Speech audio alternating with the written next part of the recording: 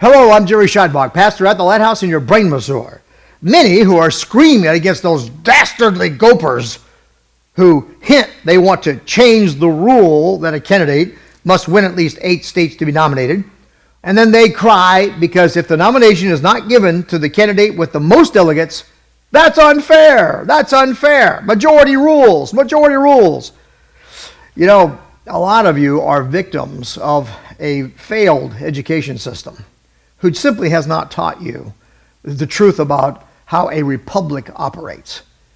It's not majority rules. And that's important. Let me tell you why. If it was simply a majority rule situation, you know what? Why don't we just stay home? Those of us who live in rural areas, why don't we just stay home? Let's let San Francisco, Los Angeles, right? Atlantic City, Detroit perhaps. I think that's still got a pretty good population there. Have the Democrats run them all out. I can't remember right now. And then, you know, New York and other densely populated cities. Well, because there's such large population centers scattered about here and there in the country, they would overtake the rest of us. And we wouldn't have any representation at all. All of our representatives would be determined or be decided by these liberal enclaves of densely populated areas. And we would have no representation at all. Those of us who live scattered out, you know, got some room around us, that kind of thing. And so that's the reason our founders set it up the way that they did. Listen, the tyranny of the majority is probably the only thing that's worse than the tyranny of a dictatorship. Mob rules is a breakdown of law rules. So I can't take the time it would be necessary to re-educate the entire generation of young people who have grown up over the last 40 to 50 years being fed this idea of majority rules, majority rules, majority rules. We're in a mess because of this, my friends. But the rules are the rules, and these individual parties, again, are not branches and extensions of the government. They're individual, separate parties, clubs, if you will. And they can make the rules any way they want to. They have the right and freedom to do that. And so, but they have to play by the rules that they make.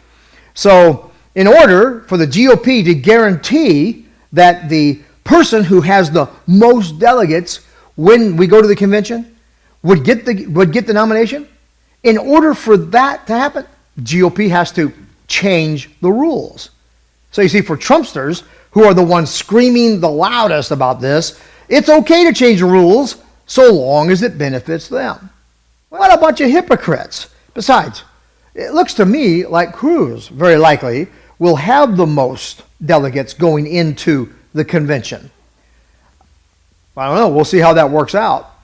However, I still believe in playing by the rules.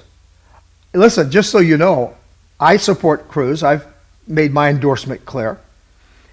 And yet, if Cruz goes into the convention with more delegates than anybody else, and yet not enough to win the nomination according to the rules, then listen, he's going to have to win according to the rules. And I think it should work out that he would win. But whatever the rules are, and for Trump to be whining about how these rules are interfering with him, or the people don't get to, for him to cry and whine about that bothers me, because this guy's supposed to be running for the office of President of the United States. You would think he'd get his act together, okay, and learn what the rules are. If he does win the presidency, what are we going to be dealing with? A guy that runs half-cocked into things and only later finds out what the rules are and has made a mess of things, and then because he didn't know the rules, because he didn't plan ahead, because he didn't study the situation like he should have, like a leader ought to, so he gets this big mess, and then he sits around and starts blaming everybody else around him and starts crying, it's unfair, it's unbelievable. Now, give me Cruz any day of the week, not that character.